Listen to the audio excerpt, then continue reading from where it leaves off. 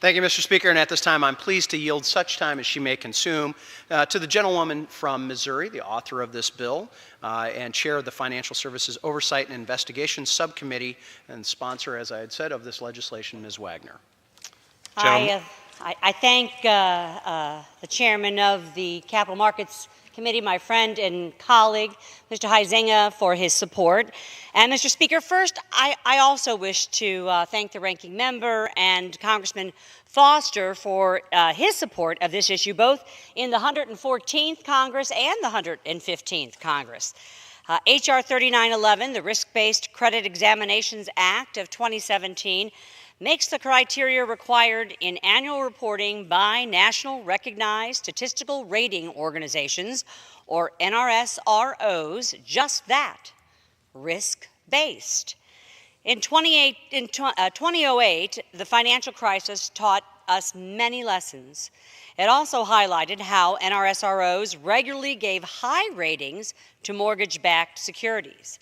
As we know, these mortgage-backed securities led to one of the largest financial collapses, which some economists have put on par with the Great Depression of the 1930s.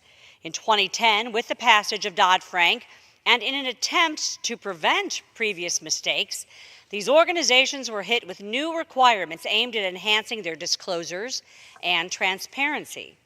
Unfortunately, the one-size-fits-all annual reporting requirements mandated under Section 932 of Dodd-Frank placed unnecessary burdens and compliance costs on small NRSROs that were in no way the cause of the financial crisis.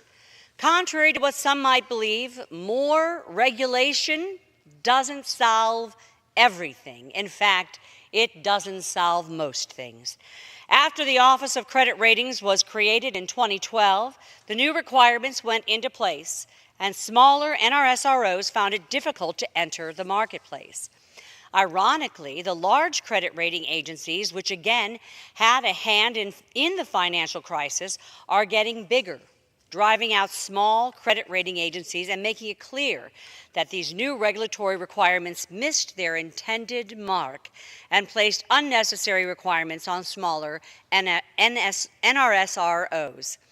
Mr. Speaker, a move to a risk-based model will alleviate the burden on small NRSROs and provide competition while continuing to maintain oversight and transparency over the industry. The marketplace needs this fix. As the chairman noted, in a 2013 letter, SEC Chairman Mary Jo White concurred with these conclusions. And let's be clear, this bill does not eliminate reporting requirements for credit rating agencies. Instead, it simply makes the criteria required in annual reports risk-based. Credit rating agencies will still be held accountable while allowing real competition in the market. Mr. Speaker, I urge my colleagues to support the legislation that is both bipartisan and common sense, something we don't often see in Washington, D.C. With that, I yield back the balance of my time.